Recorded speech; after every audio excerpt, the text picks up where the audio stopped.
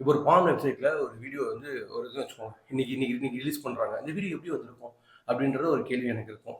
அதுல உள்ள பெர்சன்ஸ் வந்து தெரிஞ்சு வந்துச்சோ, தெரியாம வந்துச்சோ, இப்போ நான் ஒரு ஃபோன்ல வீடியோ எடுக்கிறேன். யாரையோ எடுக்கிறேன், ஒரு பெர்சன் எடுக்கிறேன் அப்படின்னா, அந்த வீடியோ எப்படி அங்க போயிருக்கும்? ஒண்ணு என் ஃபோன ஹேக் பண்ணிட்டாங்களோ, இல்ல நம்ம ஃபோனுக்கு யாராவது சொல்லுவாங்கல்ல, சம்திங் அந்த அந்த லிங்க் அனுப்பி எடுத்துட்டாங்க.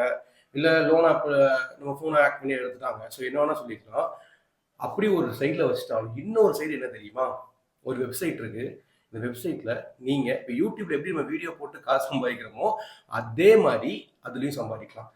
நீங்க ஒரு வீடியோ இப்போ பஸ்ல போயிட்டு இருக்கீங்க. ஏதோ உங்களுக்கு நாவல், அதாவது கவர்ச்சியா உங்களுக்கு தெரியுது. அத வீடியோ எடுக்குறீங்க. இது இந்த 30 செகண்ட் வீடியோ நீங்க என்ன பண்ண முடியும் அப்படின்னு கேட்டா, இதுக்குன்னு சில வெப்சைட்ஸ் இருக்கு. அந்த வெப்சைட்ஸ்ல போய் அந்த வீடியோ அப்லோட் பண்ணி, அதை எவ்வளவு பேர் பார்க்குறாங்க, லைக் பண்றாங்க, ஷேர் பண்றாங்க, அத பொறுத்து உங்களுக்கு காசு குடுக்குற வெப்சைட்ஸும் இருக்கு. ஸோ இங்க நெறைய பேர் இத பண்ண ஆரம்பிச்சுட்டாங்க. பண்ணிக்கிட்டும் இருக்காங்க. அது